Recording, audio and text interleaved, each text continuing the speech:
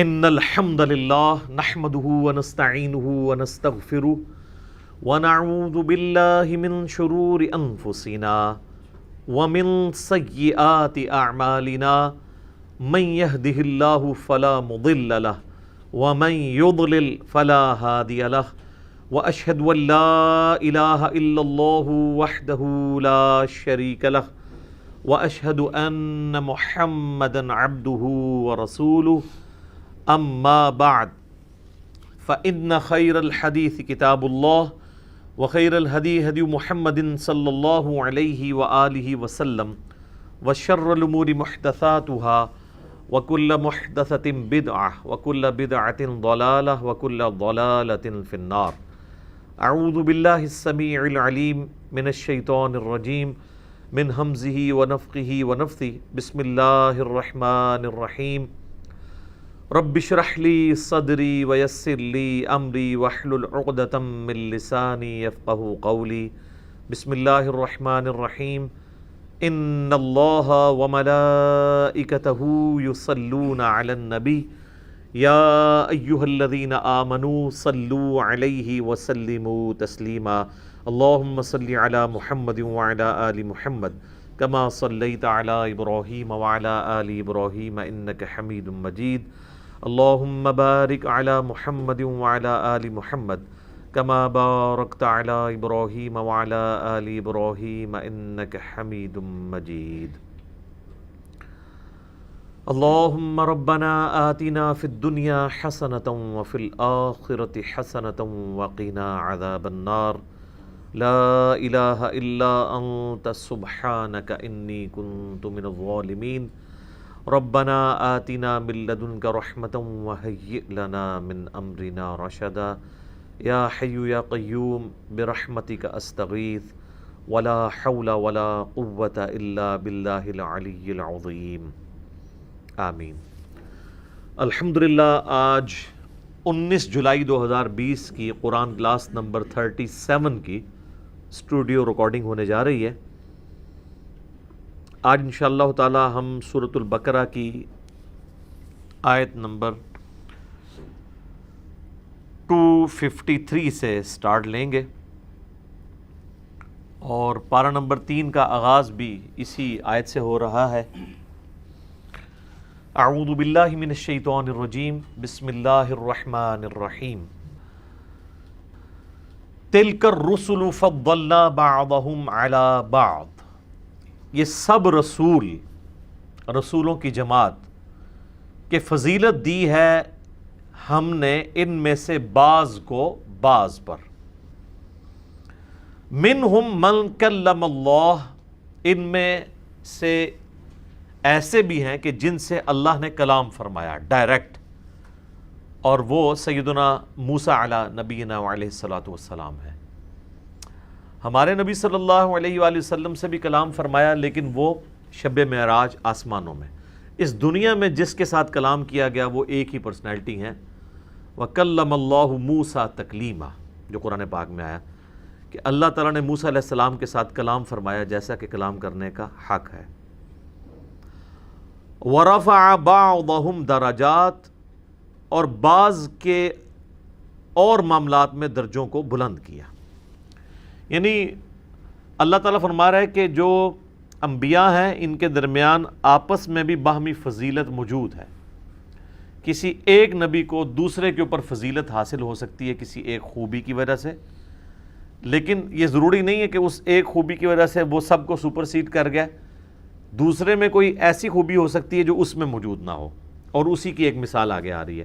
وَآتَيْنَا عِيسَى ابْنَ مَرْيَمَ الْبَيِّنَاتِ، اور ہم نے عیسیٰ ابن مریم کو کھلے معجزات دیے تھے، جو سورۃ المائدہ میں آئے، سورہ آل عمران کے اندر، کہ وہ کوڑھی جو تھے ان کو شفا دے دیا کرتے تھے اللہ کے اذن کے ساتھ، اندھوں کو بینائی دے دیتے تھے اللہ کے اذن کے ساتھ،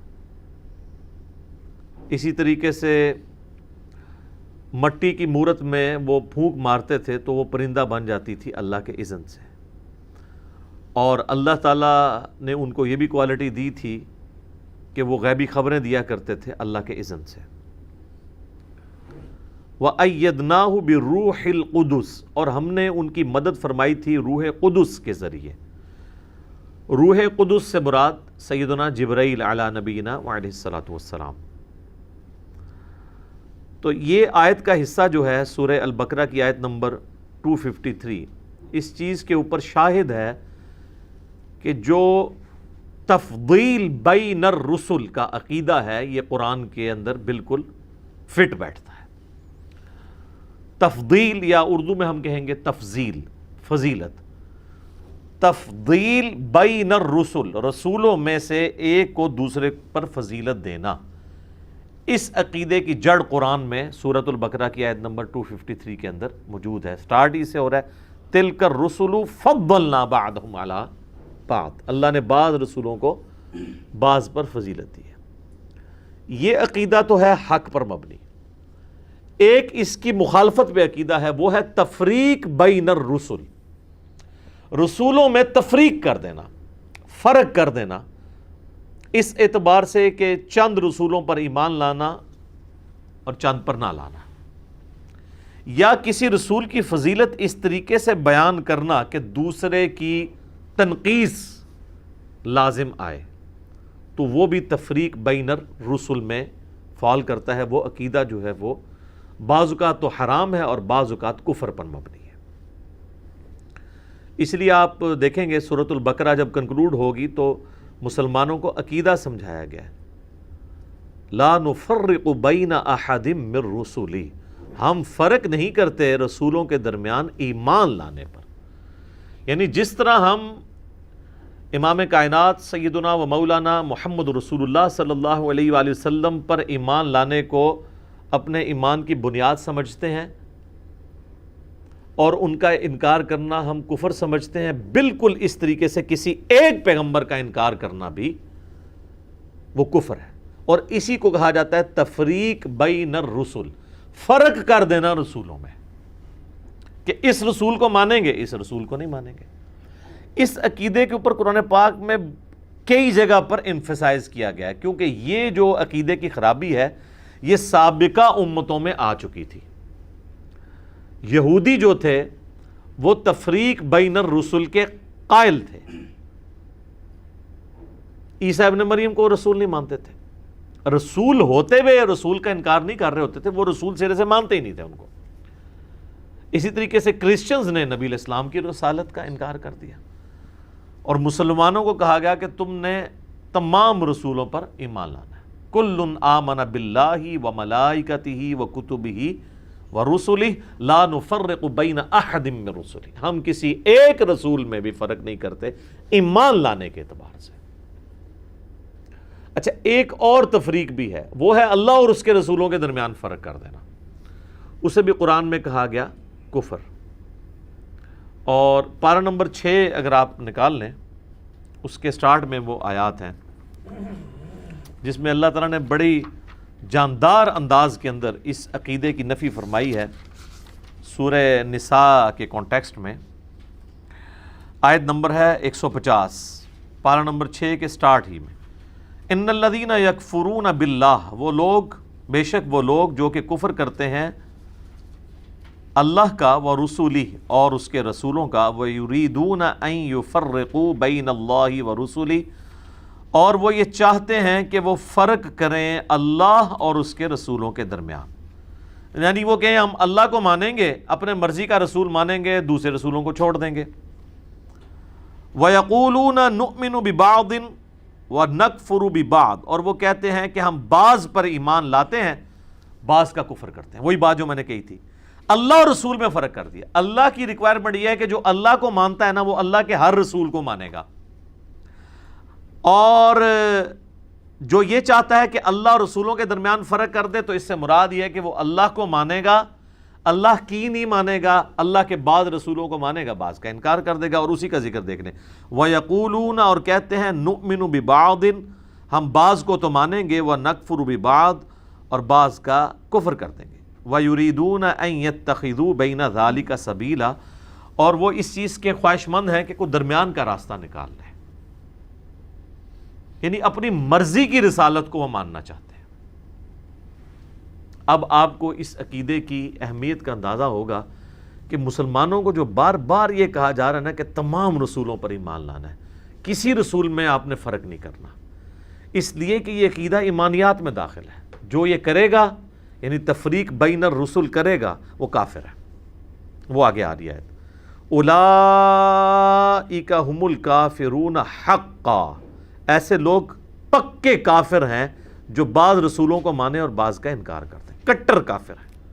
وَأَعْتَدْنَا لِلْكَافِرِينَ عَذَابًا مُهِينًا، اور ایسے کافروں کے لیے اللہ نے ذلیل و خوار کر دینے والا عذاب تیار کر رکھا ہے. وَالَّذِينَ آمَنُوا، اور اس کے اگینسٹ وہ ہیں جو اہل ایمان ہیں. اچھا اب آپ دیکھیں اللہ تعالیٰ ایمان لانے کے باوجود ان کو کافر کہہ رہا ہے.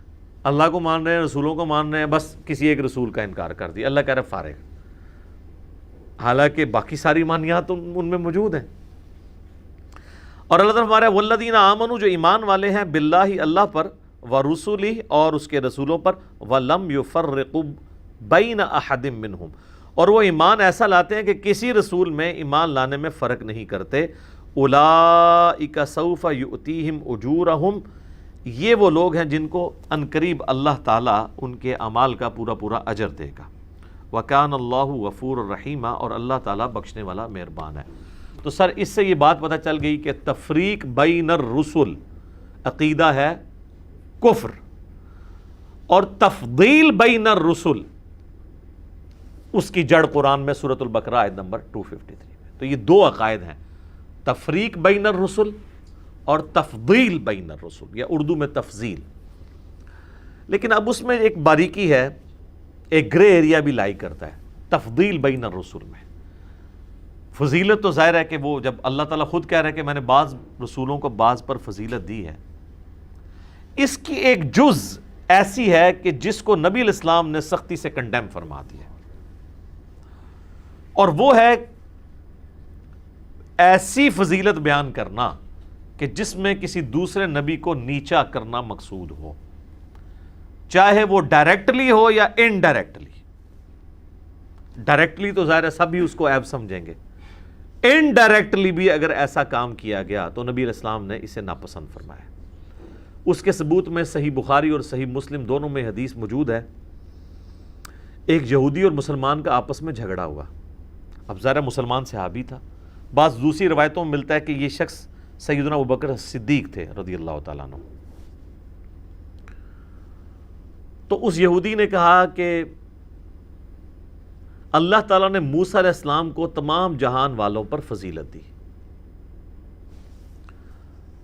تو اس صحابی نے کہا کہ اللہ تعالیٰ نے نبی صلی اللہ علیہ وآلہ وسلم کو تمام جہان والوں پر فضیلت دی. جب صحابی یہ بات کر رہا ہے تو یقیناً وہ حضرت موسیٰ علیہ السلام کی تنقیص اس کے تحت شعور میں بھی کہیں نہیں ہے، نہ اس میں کوئی ایسا جملہ ہے، نہ حضرت موسیٰ کی کوئی فضیلت کا وہ انکار کر رہا ہے. بہرحال اسی جھگڑے کے دوران اس صحابی نے اس یہودی کے منہ پہ تھپڑ مار دیا. وہ شکایت لے کے نبی علیہ السلام کے پاس حاضر ہوا. تو آپ صلی اللہ علیہ وآلہ وسلم نے اپنے صحابی کو ڈانٹا اور آپ نے فرمایا تم نے ایسا کیوں کہا؟ اب وہ آگے سے جسٹیفیکیشن دے سکتا تھا کہ جی اعلیٰ حضرت نے نہیں فرمایا سب سے اولا و اعلیٰ ہمارا نبی، سب سے بالا و اعلیٰ ہمارا نبی، بلکہ اعلیٰ حضرت تو اس سے بھی ایک سٹیپ آگے گئے ہیں. کس کو دیکھا یہ موسیٰ سے پوچھے کوئی، آنکھ والوں کی ہمت پہ لاکھوں سلام. یہ ہے تنقیص والا جملہ کہ موسیٰ سے کوئی پوچھے کہ وہ تو اللہ کی تجلی نہیں دیکھ سکے، اور نبی علیہ السلام کو اللہ تعالیٰ نے اپنا دیدار کروایا خواب میں، تو ظاہر ثابت ہے. تو آنکھ والوں کی ہمت پہ لاکھوں سلام. تو اس میں حضرت موسیٰ علیہ السلام کی آنکھوں کی تنقیص ہے اور نبی علیہ السلام کی آنکھوں کی فضیلت ہے. تو یہ والی جو فضیلت ہے نا، اس کو نبی علیہ السلام نے کسی صورت ایکسیپٹ نہیں کیا، بلکہ آپ تو اس سے ہلکی فضیلت کو بھی ایکسیپٹ کرنے کے لیے تیار نہیں ہے کہ اس نے کہا کہ وہ موسیٰ علیہ السلام کو تمام جہان والوں پر فضیلت دی، صحابی نے کہا رسول اللہ کو دی، اس میں کوئی دوسرے کی تنقیص تو ہوئی نہیں ہے. تو نبی علیہ السلام نے اس میں فرمایا کہ مجھے یونس ابن متا پر بھی فضیلت مت دو. حضرت یونس کا نام کیوں لیا؟ حضرت یونس علیہ السلام واحد پیغمبر ہیں جن پہ اللہ تعالیٰ نے گرفت فرمائی ہے بڑی سختی کے ساتھ ان کی ایک اجتہادی خطا کی وجہ سے کہ انہوں نے وحی کا انتظار کیے بغیر اپنی قوم کو اسی حالت پہ عذاب کے آثار ظاہر ہونے کے بعد چھوڑ دیا کہ اب ان پہ تو عذاب آ جائے گا، اور وہ نکلے۔ یوٹیوب پہ میری ویڈیو بھی ہے حضرت یونس علیہ السلام کا واقعہ، وہ آپ دیکھ لیں۔ سمندری سفر پہ جب نکلے تو وہ جہاز تھا یا کشتی تھی، وہ ہچکولے کھانا شروع ہو گئی، قورا ڈالا گیا تو حضرت یونس علیہ السلام کے نام نکلا، 3 دفعہ ڈالا گیا، تینوں دفعہ ان کے نام نکلا۔ پھر اس ٹریڈیشن کے اندر جو کچھ کیا جاتا تھا، اور اس پورے واقعے کا ذکر قرآن میں اشارتاً موجود ہے کہ ان کو پھر سمندر میں یا اس پانی میں ڈال دیا گیا، پھر ایک مچھلی نے انہیں نگل لیا۔ وہ تورات میں ہمیں ملتا ہے کہ وہ 3 دن اور 3 رات تک مچھلی کے پیٹ میں رہے، اور قرآن میں اللہ تعالیٰ فرماتا ہے کہ وہ پھر اندھیروں میں انہوں نے اپنے رب کو پکارا، لا الہ الا انت سبحانک انی کنت من الظالمین۔ اور سورہ الصافات میں آتا ہے، یہ تو سورہ الانبیاء میں آیت ہے، آیت کریمہ جو ہے سورہ الصافات میں آیا کہ اگر یونس اگر ہمیں ان الفاظ کے ساتھ نہ پکارتا تو پھر مچھلی کے پیٹ سے اس دن نکالا جاتا جس دن مردے اپنی قبروں سے نکالے جائیں گے۔ اس سے آپ اللہ تعالیٰ کے غصے کا اندازہ لگا سکتے ہیں کہ اللہ تعالیٰ فرما رہا ہے کہ یعنی یہ مچھلی کا پیٹ یونس کی قبر بن جانی تھی اگر ہم سے وہ معافی نہ مانگتا۔ اور صرف یہاں تک غصے کا معاملہ نہیں ہے، اللہ نے اپنے اس جلال کی ایگزیکیوشن اس لیول تک کی کہ حضرت یونس کی قوم پہ آیا ہوا عذاب بھی ٹال دیا۔ حضرت یونس میں تو گرفت آئی، جس قوم کو وہ یہ کہہ کے چھوڑ گئے تھے نا کہ ہوں تو تسی گئے مر جاؤ دفع ہو، اللہ نے اس قوم کو بھی کہا کہ ٹھیک ہے یونس نے ایسا کیا نا تو میں ان کو بھی معاف کر دیتا ہوں۔ اور سورہ یونس میں اللہ تعالیٰ فرماتا ہے کبھی ایسا نہیں ہوا کہ عذاب آ جائے اور وہ ٹل جائے۔ سر یہ بہت بڑی چیز ہے کہ اللہ کی سنت بدل جائے۔ اللہ فرماتا ہے ہماری سنت یہ ہے کہ ونس جب ہم عذاب بھیج دیں نا وہ ریورس نہیں ہو سکتا، سوائے قوم یونس کے، کہ وہ پیغمبر کے یعنی جو معاملہ ان سے وہ ایک سمجھ لیں مس ہینڈل ہوا اجتہادی خطا کے طور پہ، وہ ڈیبٹ جو ہے وہ امت کے لیے ایسا کریڈٹ بنا کہ وہ امت کو اللہ تعالیٰ نے بچا لیا، وہ پوری قوم ہی ایمان لے آئی۔ 1,00,000 کے قریب قرآن میں آتا ہے وہ لوگ تھے جو ایمان لے آئے۔ تو نبی علیہ السلام فرمایا مجھے یونس پہ بھی فضیلت مت دینی، مراد یہ کہ وہ شخص جس کے اوپر اللہ نے عطا فرمایا، تو باقی تو سارے پھر ایک طرف رہ گئے نا۔ پھر آپ نے یہاں پہ بھی بس نہیں کی، جیسے اللہ تعالیٰ نے یونس علیہ السلام کو مچھلی کے پیٹ والی آزمائش سے گزارنے پہ بس نہیں کی، بلکہ امت کو بھی معاف کر دیا، ان کی اس غلطی کی وجہ سے کریڈٹ ان کے لیے بن گیا۔ نبی علیہ السلام نے یہاں پہ بھی اکتفا نہیں کیا، آپ نے فرمایا کہ قیامت والے دن جب مجھے اللہ تعالیٰ قبر سے اٹھائے گا تو میں دیکھوں گا کہ موسیٰ علیہ السلام مجھ سے پہلے ہی اللہ کے عرش کا پایا تھامے ہوئے کھڑے ہوں گے، مجھے نہیں پتا کہ ان پہ قیامت کی بے ہوشی طاری نہیں ہوگی یا وہ مجھ سے پہلے اٹھا لیے جائیں گے، اس بے ہوشی کے سبب جو دنیا میں وہ اللہ کی تجلی کی وجہ سے دیکھ چکے ہیں۔ باقی ایک دوسری حدیث جو ہے نا صحیح مسلم کے اندر کہ قیامت والے دن سب سے پہلے مجھے قبر سے نکالا جائے گا، سب سے پہلے میری شفاعت قبول کی جائے گی اور سب سے پہلے جنت کا دروازہ میرے لیے کھلے گا۔ اس حدیث کو اگر اس حدیث سے جوڑیں تو پھر یہ بات بالکل کلیئر ہو جاتی ہے کہ موسیٰ علیہ السلام قیامت والے دن قبر سے تو پہلے نہیں نکالے جائیں گے، لیکن قیامت کی بے ہوشی ان پہ طاری نہیں ہوگی جو باقی سب پہ طاری ہو جائے گی۔ تو نبی علیہ السلام نے حضرت موسیٰ کی وہ فضیلت بتا دی جو جزوی فضیلت ان کو ہمارے محبوب صلی اللہ علیہ وآلہ وسلم پر حاصل تھی۔ تو جزوی فضیلت حاصل ہو سکتی ہے ایک پیغمبر کو دوسرے پہ۔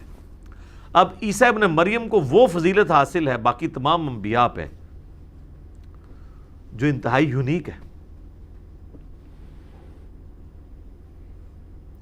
کہ وہ روح اللہ ہیں، بغیر باپ کے پیدا ہوئے ہیں، ماں ہے باپ نہیں ہے، اور اللہ نے ان کو اپنی طرف منسوب کیا ہے کہ وہ کلمۃ اللہ ہیں، اللہ کا کلمہ ہے۔ اور اللہ کی طرف سے خاص روح ہیں، اور ان کے جو معجزات ہیں وہ اتنے غیر معمولی ہیں، وہ کسی نبی کو نہیں وہ معجزات ملے۔ مردوں کو زندہ کر دینا اللہ کے اذن سے، مٹی کی مورت میں پھونک مارنا، اس کا اذن، اللہ کے اذن سے زندہ ہو جانا، اور اندھوں کو شفا دینا اللہ کے اذن سے، کوڑیوں کو شفا دینا اللہ کے اذن سے۔ یہی تو سٹارٹ میں ہے وَآتَيْنَا عِيسَى ابْنَ مَرْيَم۔ دیکھیں باقی رسولوں کا تو صرف جنرل ذکر ہوا ہے، عیسیٰ کا بائی نیم ہوا ہے، وَآتَيْنَا عِيسَى ابْنَ مَرْيَمَ الْبَيِّنَاتِ وَأَيَّدْنَاهُ بِالرُّوحِ الْقُدُسِ۔ روح قدس کے ذریعے ہم نے مدد فرمائی ہے عیسیٰ ابن مریم کی۔ یعنی ظاہر ہے کہ اللہ تعالیٰ فرشتوں کی ایک جو تائید ہے نا وہ تو حاصل ہوتی ہے انبیاء کرام علیہ السلام کو۔ اچھا، اس میں ایک چیز یاد رکھیے گا، ایک بہت امپورٹنٹ چیز، وہ ہے حضرت عیسیٰ علیہ السلام کے حوالے سے۔ اکثر کرسچنز بھی اعتراض کرتے ہیں، میں نے اس کے اوپر ایک ویڈیو ریکارڈ کروا دی ہے، روح اللہ سے مراد کیا ہے؟ وہ کہتے ہیں جب اللہ کی روح ہے تو پھر اللہ کا پارٹ ہوا، اللہ کا جز ہوا۔ تو میں نے اس میں بتایا تھا کہ روح اللہ کی مخلوق ہے، اور اگر آپ نے روح کو اسی طریقے سے ماننا ہے تو وہ تو پھر اللہ تعالیٰ نے پوری اولاد آدم کے لیے بات کی، حضرت آدم کے لیے بات کی، وَنَفَخْتُ فِيهِ مِن رُوحِي، ہم نے جو ہے وہ آدم علیہ السلام میں روح پھونک دی۔ وہ روح ہے اللہ تعالیٰ کی مخلوق۔ اسی طریقے سے ایک بہت ڈینجرس چیز ہے جو آج تک میں نے کبھی بیان نہیں کی۔ چلیں اب ایک ایسا موقع آیا کہ میں تھوڑا سا اشارتاً بات کر دوں، کبھی موقع ملا تو میں اس کے اوپر ڈیٹیل سے بات کروں گا۔ دیکھیں آپ کو پتہ ہے کہ اسلامک ہسٹری میں ایک بڑا ڈومیننٹ فرقہ گزرا ہے معتزلہ کا۔ ویسے تو ہم ان کا نام ہی ہم نے بڑا چھیڑنے والا ڈالا ہوا ہے، معتزلہ، اعتزال کہتے ہیں ٹوٹ کے الگ ہو جانے والا۔ اور خلیفہ مامون الرشید کے دور میں جو ہارون الرشید کا بیٹا تھا، ان کو حکومت بھی حاصل ہو گئی تھی، کیونکہ عقلاً انہوں نے قائل کر لیا تھا مامون الرشید کو اس عقیدے کے اوپر کہ قرآن اللہ کی مخلوق ہے۔ اور اس کے اگینسٹ پھر احمد بن حنبل کھڑے ہوئے، انہوں نے کہا یہ وہ بحثیں تم نے خام خواہ شروع کر دی ہیں جو پہلے نہیں تھی۔ انہوں نے کہا کہ قرآن جو ہے وہ اللہ کی مخلوق نہیں ہے بلکہ اللہ کی صفت ہے، اور صفت اللہ کی اور مخلوق دونوں سائیڈ بائی سائیڈ نہیں ہو سکتے۔ معتزلہ کا جو موقف تھا وہ بالکل پھینکنے والا نہیں تھا۔ اس زمانے میں علم الکلام کی جب بحثیں شروع ہوئی نا تو کرسچنز نے یہ اعتراض اٹھایا ہے کہ قرآن میں لکھا ہے کہ حضرت عیسیٰ اللہ کے کلمہ ہے، تو آپ اگر کہتے ہو کہ اللہ کا جو کلمہ ہے وہ اللہ کی صفت ہے اور صفت ہمیشہ سے اللہ کے ساتھ ہے، تو عیسیٰ ابن مریم بھی ہمیشہ سے اللہ کے ساتھ ہے نا خطرناک گل؟ تو اس کا جواب صرف یہی ہوگا کہ حضرت عیسیٰ کو اگر مخلوق ثابت کرنا ہے تو اللہ کے کلمے کو بھی مخلوق ماننا پڑے گا۔ اگر آپ یہ کہیں گے کہ اللہ کا کلمہ اللہ کی صفت ہے اور اللہ کی صفت ہمیشہ سے اللہ کے ساتھ ہے، تو وہ کہتے ہیں پھر عیسیٰ ابن مریم بھی ہمیشہ سے ہے، تو وہ بھی گاڈ ہے۔ تو اب کرسچنز کے اگینسٹ جب یہ یعنی ایک علم الکلام کی جب بحثیں شروع ہوئی ہیں تو معتزلہ نے ان کو یعنی اس عقیدے میں شکست دینے کے لیے یہ موقف اڈاپٹ کیا کہ اللہ کی جو صفت ہے اس کا کلام، یہ اس کی صفت بولنے کی یا کلام کرنے کی کمپیٹنسی تو ہمیشہ سے اس کے ساتھ ہے، لیکن اس کا ظہور ہونا اس سے یہ ہمیشہ سے نہیں ہے، ہر معاملے میں۔ یعنی عیسیٰ ابن مریم جب نہیں تھے اس وقت وہ کلمت اللہ بھی نہیں تھے، تو وہ اللہ تعالیٰ کے حکم سے، قرآن میں بھی آیا نا کہ عیسیٰ کی مثال اللہ کے نزدیک آدم کی سی ہے، ہم نے کہا کن فیکون، تو عیسیٰ ابن مریم بھی اس طریقے سے ہم نے پیدا کر دیے۔ تو وہ جو اللہ کا کلمہ کن ہے وہ کلمہ ہے جو ہمیشہ سے اس کے ساتھ عیسیٰ ابن مریم کے معاملے میں نہیں تھا، اللہ کے ڈیوائن علم میں تو تھا۔ اب یہ ساری کی ساری علم الکلام اسے کہا جاتا ہے، ٹیکنیکلی بحثیں، منطق کی بحثیں۔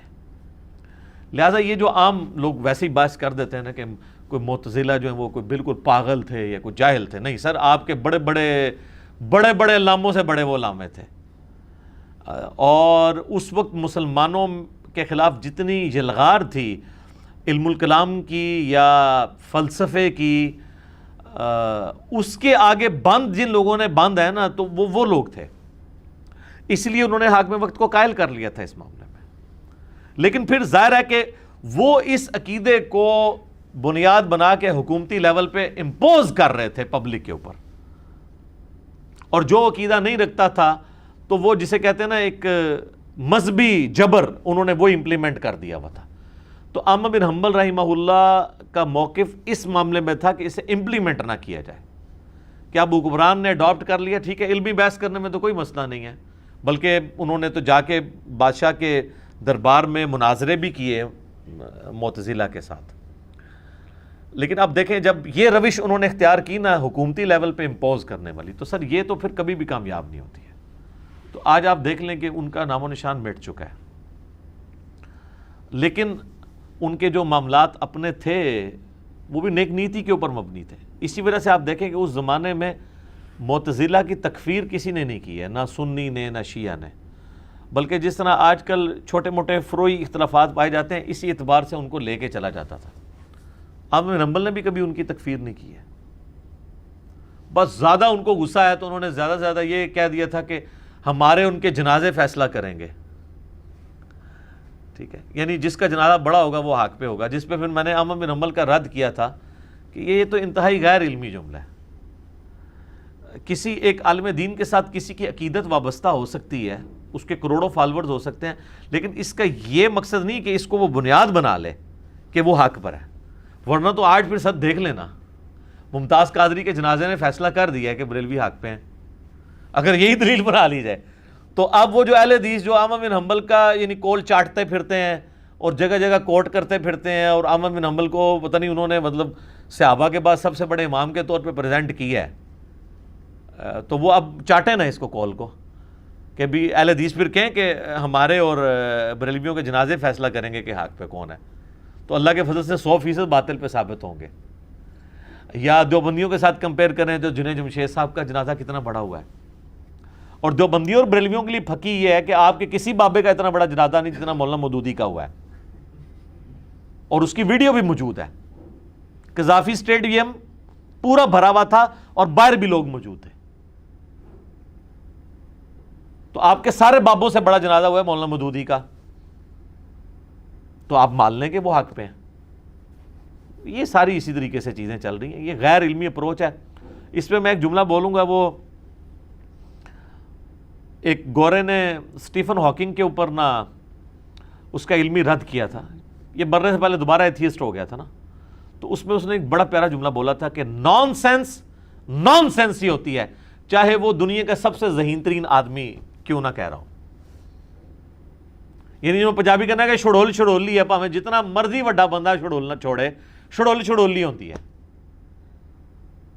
تو اس طریقے سے یعنی مجھے یہ ضمناً ایک اس اعتبار سے ذہن میں آ گیا، یہ کلمہ کے پوائنٹ آف ویو سے، کہ معتزلہ کہتے تھے کہ ہم اللہ کے کلمہ کن کو اس کی مخلوق مانیں گے تو ہم کرسچنز کو یہ کہہ سکتے ہیں کہ عیسیٰ ابن مریم جو ہیں وہ اللہ کی مخلوق ہیں، اور اگر ہم اس کو صفت مانیں گے پھر عیسیٰ ابن مریم بھی اللہ کی صفت ہوئے، ہمیشہ سے اس کے ساتھ تھے، تو پھر تو وہی چیز ہو گئی، لقد کفر الذین قالوا ان اللہ هو المسیح ابن مریم، اور لقد کفر الذین قالوا ان اللہ ثالث ثلاثہ، تو وہ تو جسٹیفائی ہو جائے گی چیز۔ بس میں نے اشارتاً کچھ گفتگو کرنی تھی تاکہ جو اہل علم ان چیزوں کے ساتھ شغف رکھتے ہیں ان کو یہ پتہ چلے کہ اس طرح کے جو ایشوز ہوتے ہیں وہ اتنے سادہ نہیں ہوتے ہیں کہ کسی کا کیٹاگوریکل ڈینائی ہو کے اس کو پھینک دیا جائے۔ جس طرح ہمارے پلیٹ فارم نے لوگوں کو بتایا کہ سنی شیعہ ایشو کوئی بالکل سادہ سا نہیں ہے کہ سنی پورے اعتماد سے سمجھے ہوئے ہیں کہ شیعہ گمراہ ہے اور شیعہ پورے اعتماد سے سمجھے ہوئے ہیں کہ سنی گمراہ ہے، اور دونوں ہی بیسیکلی کسی نہ کسی درجے میں گمراہی کے اندر فال کرتے ہیں۔ وہ جب ہماری ویڈیو سامنے آتی ہے نا تو شیعوں کے بھی کان کھڑے ہوتے ہیں کہ نہیں یار ہم تو بالکل ہی ان کو تو مطلب سمجھا ہوا تھا، سنی اس طرح نہیں ہے جس طرح ہمیں بتایا گیا ہے۔ اور سنیوں کے کانوں سے جو دھواں نکل رہا ہے وہ تو آپ کو پتا ہے میری ویڈیوز کی وجہ سے کہ یار شیعہ اس طرح نہیں ہے جس طرح ہم نے ویسے ہی سمجھا ہوا تھا.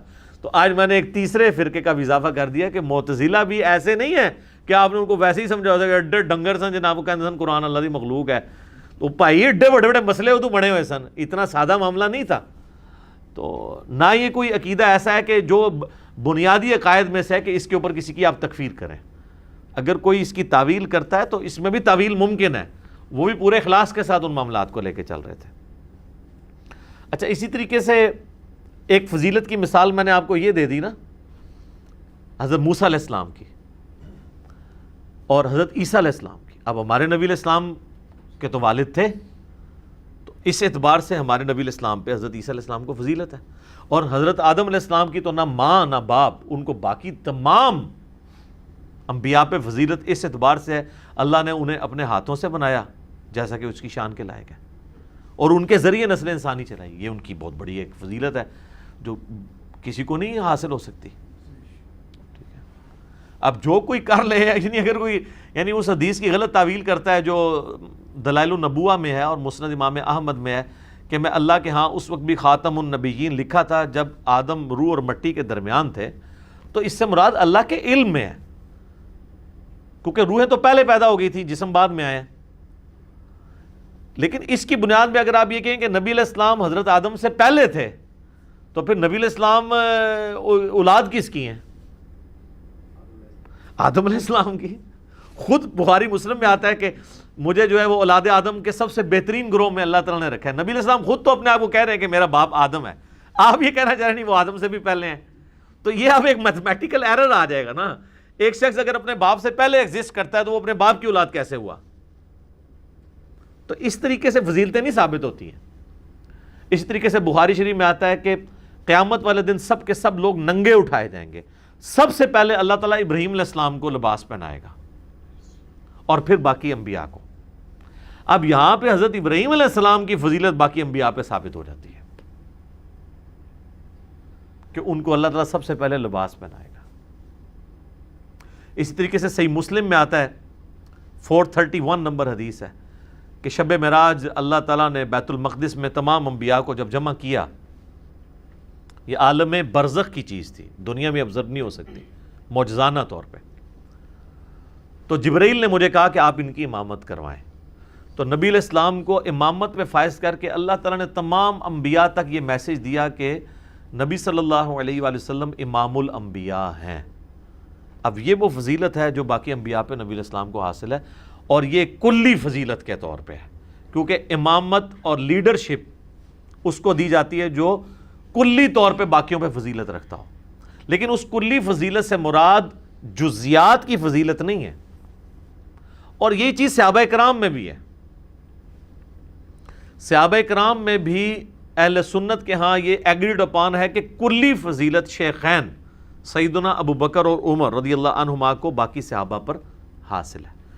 رہا جزوی فضائل تو کسی ایک صحابی کی فضیلت حضرت ابو بکر اور عمر پہ بھی ہو سکتی ہے جزیات میں, جیسا کہ صحیح مسلم میں آتا ہے. اور حضرت ابو ہریرہ خود بیان کر رہے ہیں کہ وہ جو خیبر والی حدیث ہے کہ حضرت عمر کہتے تھے کہ مجھے پوری رات خواہش رہی کہ وہ خیبر والا دن جھنڈا مجھے ملے, لیکن حضرت علی کو ملا. اور بخاری مسلم میں آتا ہے کہ سعد ابن ابی وقاص کہتے ہیں کہ جب حضور نے پہلے ہی ایک دن پہلے کہہ دیا نا میں کل اس شخص کے ہاتھ میں جھنڈا دوں گا جو اللہ اور اس کے رسول سے محبت کرتا ہے, اللہ اور اس کا رسول اس سے محبت کرتے ہیں, اور اللہ تعالیٰ مجھے امید ہے اس کے ہاتھوں پہ فتح دے گا جو اتنے عرصے سے فتح نہیں ہو رہی تھی. تو ہم سب لوگ پوری رات اس شوق میں سو نہیں سکے کہ ہم میں سے کون خوش نصیب ہوگا. تو اب اس طرح کی فضیلت یعنی حاصل ہو سکتی ہے. مولا علی کے حق میں یہ بہت بڑی فضیلت ہے. ایون امہات المومنین میں بھی آپ دیکھیں ایک ماں کی فضیلت دوسری ماں کے اوپر, جیسا کہ نبی علیہ السلام فرمایا کہ میری وفات کے بعد سب سے پہلے مجھے میری وہ بیوی آ کے ملے گی جس کے ہاتھ سب سے لمبے ہیں. تو امہات المومنین فزیکلی اپنے ہاتھ ناپا کرتی تھی. فوت ہوگی حضرت زینب پہلے, انہوں نے کہا اچھا حضرت زینب سب سے بڑھ کر صدقہ اور خیرات کرنے والی تھی. تو حضور کا کہنے کا مطلب یہ تھا اس کے ہاتھ لمبے یعنی وہ تقسیم کرتی ہے. تو یہ اب آپ دیکھیں کہ رسول اللہ کی بیویوں میں سب سے پہلے جس کو یہ شرف ملا ہے کہ مر کے رسول اللہ تک پہنچی ہے وہ حضرت زینب ہے. اب دیکھیں اب یہ فضیلت باقی بیویوں کو نہیں مل سکی. اور بخاری مسلم میں آتا ہے کہ میرے اہل بیت میں اوورآل سب سے پہلے مجھے مر کے میرے تک جو پہنچے گا وہ فاطمہ ہوگی. وہ 6 مہینے بعد ہی فوت ہو گئی تھی. سب سے پہلے حضور کی یعنی کوئی بیوی بھی فوت نہیں ہوئی, آپ کے کوئی گھر والے بھی نہیں, سب سے پہلے سیدہ فاطمہ. اس طرح جزوی فضائل کسی ایک کو دوسرے پہ حاصل ہو سکتے ہیں. حضرت ابو عبیدہ ابن جراح کے بارے میں حضور نے فرما دیا کہ ہر امت کا کوئی نہ کوئی, ہر نبی کے ساتھ ایک امانت دار ہوتا ہے. میری امت میں میرا امین جو ہے وہ ابو عبیدہ ابن جراح ہے. اچھا, معاذ ابن جبل, ان کو نبی علیہ السلام نے علادہ سے ان کے ساتھ اپنی محبت کے اظہار کیے ہیں. وہ تو کئی ایک واقعات ہیں. حضرت ختیجہ تو پہلے فوت ہوئی ہیں سرکار, تسی اتنا اس طرح نہیں گلاں کرو. حضرت حذیفہ ابن یمان رازدار رسول ہے. وہ راز منافقین کے نام باقی صحابہ کو نہیں بتائے گئے جو حضرت حذیفہ کو بتا دیے. اس طرح کئی ایک چیزیں ہیں جو ایک جزوی طور پہ ایک صحابی کو بھی دوسرے پہ فضیلت حاصل ہو سکتی ہے. ٹھیک ہوگا جی, اب اس آیت کو مکمل کر لیں جی. وَلَوْ شَاءَ اللَّهُ مَقْتَتَلَ الَّذِينَ مِن بَعْدِهِم مِن بَعْدِ مَا جَاءَتْهُمُ الْبَيِّنَاتُ. اللہ تعالیٰ فرماتا ہے کہ اگر اللہ تعالیٰ چاہتا تو رسولوں کے جانے کے بعد جو ان کے فالورز ہیں, ان کی امتیں ہیں, ان کے جانشین ہیں, وہ کبھی بھی آپس میں مت لڑتے بعد اس کے کہ ان کے پاس کھلی نشانیاں آ چکی تھی. یعنی انبیاء آ گئے, کتابیں آ گئیں, اس کے باوجود انبیاء کے ماننے والے کیوں آپس میں اختلاف کرتے رہے. اور یہاں لفظ ہے قتل کا, یعنی لڑائی تک بھی کرتے رہے. اللہ تعالیٰ فرماتا ہے اگر ہم چاہتے تو ایسا نہ ہوتا.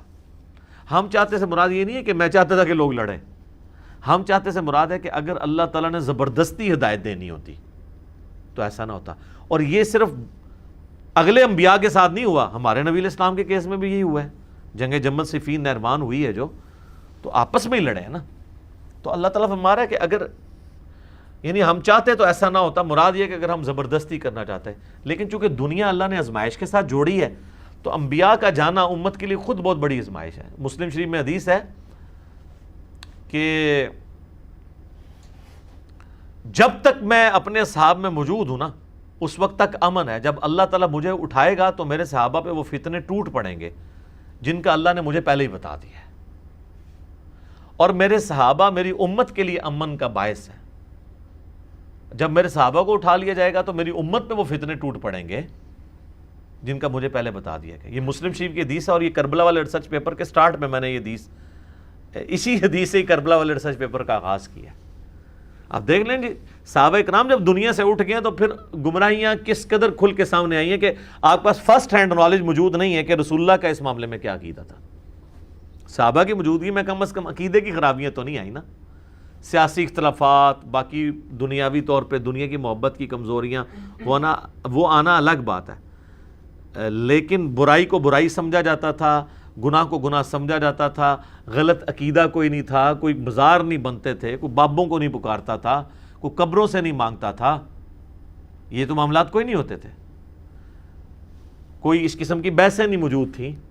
صرف ایک خوارج کا فتنہ آیا ہے, وہ بھی صحابہ کرام کی وجہ سے وہ اپنی موت مر گیا. ایز سچ اب ایک بازیہ فرقہ ہی ہے, وہ بھی اب آلموسٹ ماڈریٹ قسم کے, وہ جیسے وہ اچھے طالبان اور برے طالبان ہیں, وہ اچھے والے خوارج ہیں. آج کے جو خوارج ہیں وہ اچھے والے خوارج ہیں. وہ حضرت عثمان اور حضرت علی سے اختلاف ضرور رکھتے ہیں لیکن ان کو رسپیکٹ بھی دیتے ہیں. اس طرح کے خارجی نہیں ہے کہ تکفیر کریں. یہ جو بازی ہیں عمان کے اندر ہیں. تو اللہ تعالیٰ فرماتا ہے کہ ہم چاہتے اگر زبردستی تو ایسا کبھی نہ ہوتا. وَلَٰكِنِ اخْتَلَفُوا فَمِنْهُمْ مَنْ آمَنَ وَمِنْهُمْ مَنْ كَفَرَ. لیکن لوگوں نے پھر بھی اختلاف کیا تو ان میں سے ایسے ہیں جو ایمان پر قائم رہنے والے ہیں اور بعض ہیں جو کفر اختیار کر لیتے ہیں. وَلَوْ شَاءَ اللَّهُ مَا اقْتَتَلُوا. اور اگر اللہ زبردستی کرنا چاہتا تو کبھی نہ آپس میں لڑتے یہ لوگ. وَلَٰكِنَّ اللَّهَ يَفْعَلُ مَا يُرِيدُ. لیکن اللہ تعالیٰ جو چاہتا ہے وہ کرتا ہے. مراد یہ ہے کہ اللہ کو اب کوئی نہیں پوچھ سکتا کہ ساروں کو ہدایت کیوں نہیں دے دی. یہ تو قرآن میں کئی جگہ ٹاپک آیا ہے نا کہ اللہ تعالیٰ چاہتا تو سب کو ہی ہدایت دے دیتا, لیکن اللہ نے جو ہے وہ آزمائش رکھی ہے. زبردستی ہدایت نہیں دے گا, جو کوشش کرے گا اس کے لیے ہدایت ہوگی. والذین جاہدوا فینا لنہدینہم سبلنا. اب اگلی آیت جو ہے نا یہ متقاضی ہے کہ اس کے اوپر کم از کم 1 گھنٹہ بولا جاتا, لیکن وہ اللہ کی طرف سے کرامت ہوئی ہے کہ پچھلے دنوں اسی آیت کے کانٹیکسٹ میں میرا پوری ویڈیو ریکارڈ ہو چکی ہے مجلس کے اندر, عقیدہ شفاعت رسول صلی اللہ علیہ وآلہ وسلم کے عنوان سے.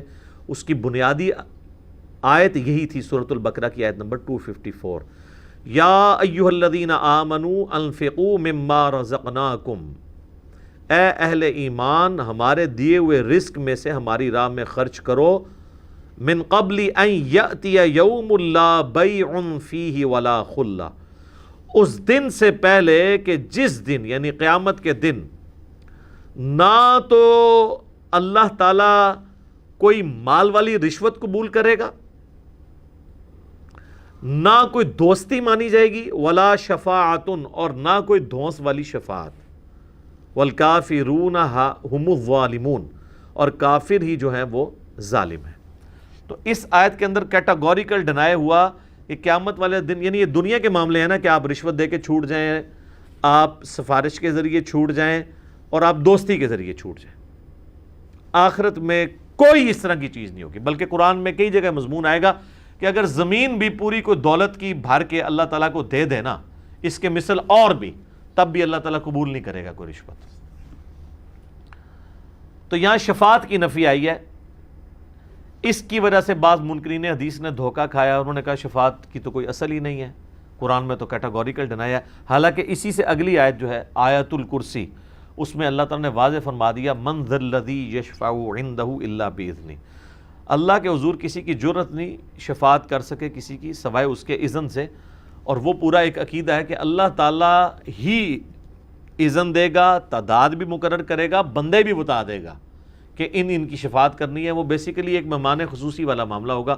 وہ شفاعت اللہ ہی نے کرنی ہے, وہ پیغمبروں کے ذریعے بھی ہوگی, فرشتوں کے ذریعے بھی ہوگی, اللہ کے نیک بندوں کے ذریعے بھی.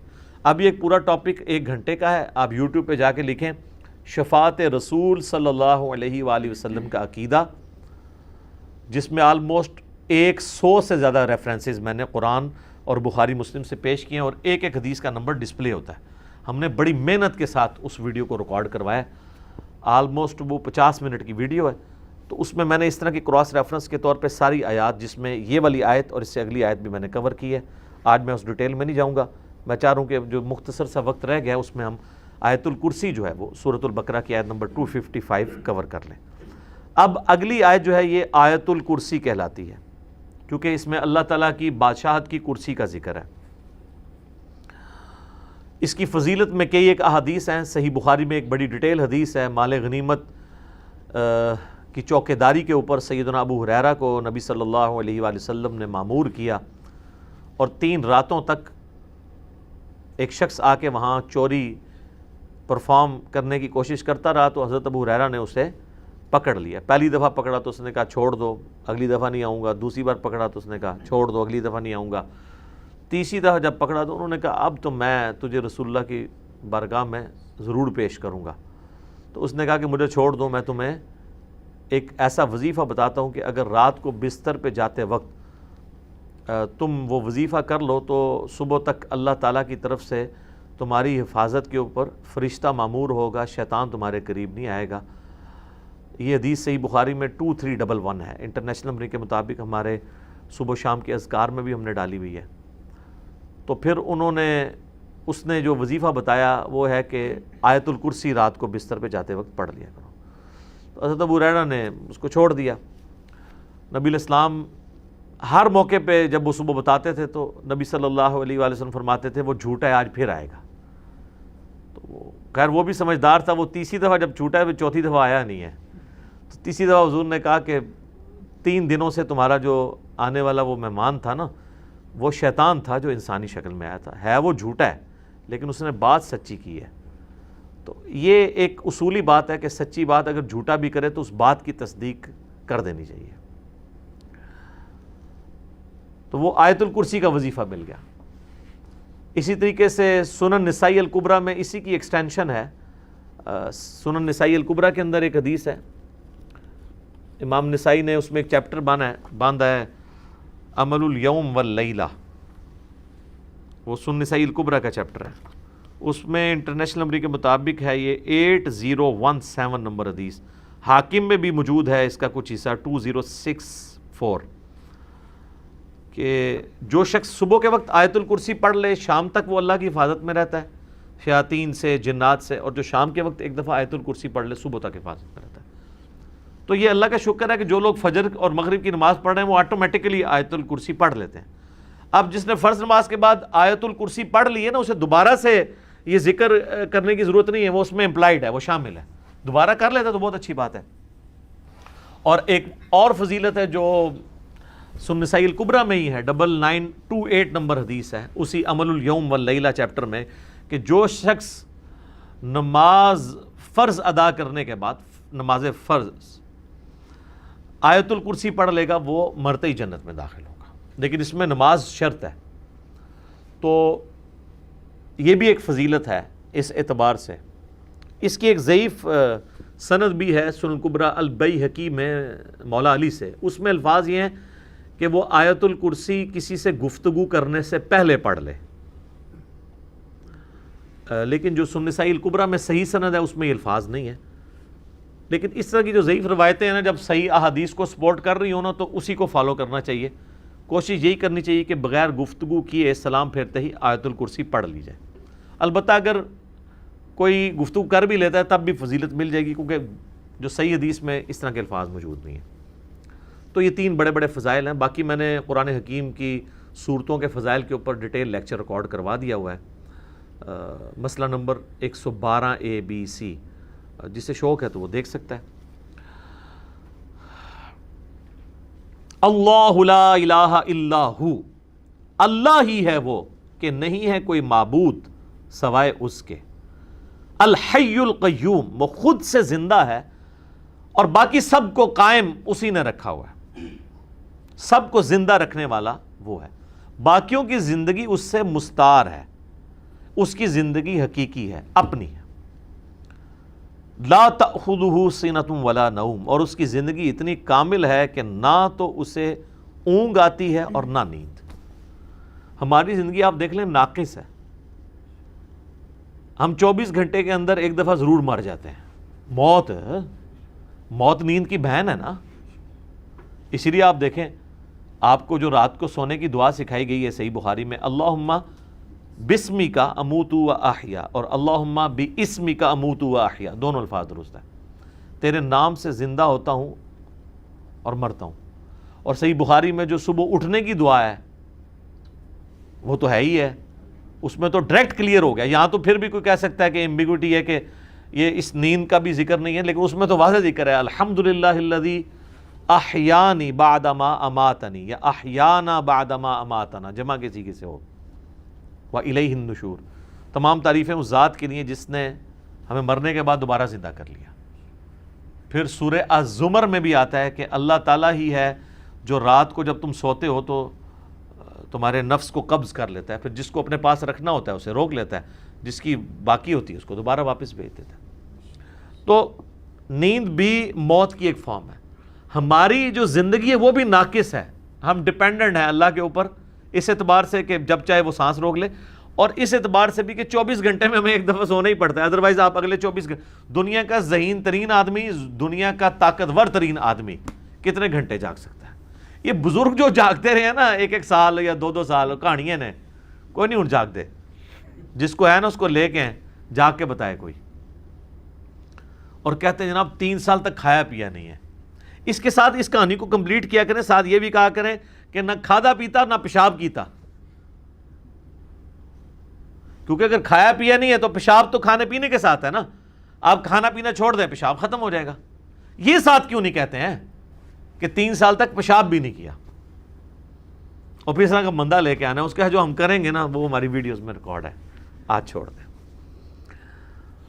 لہو ما فی السماوات و ما فی الارض، اچھا دوسرا ہے نیند نہیں آئے گی، اور اسے اونگ بھی نہیں آتی، یعنی اتنی کامل زندگی ہے کہ ایک لمحے کے لیے بھی جھٹکا نہیں آتا۔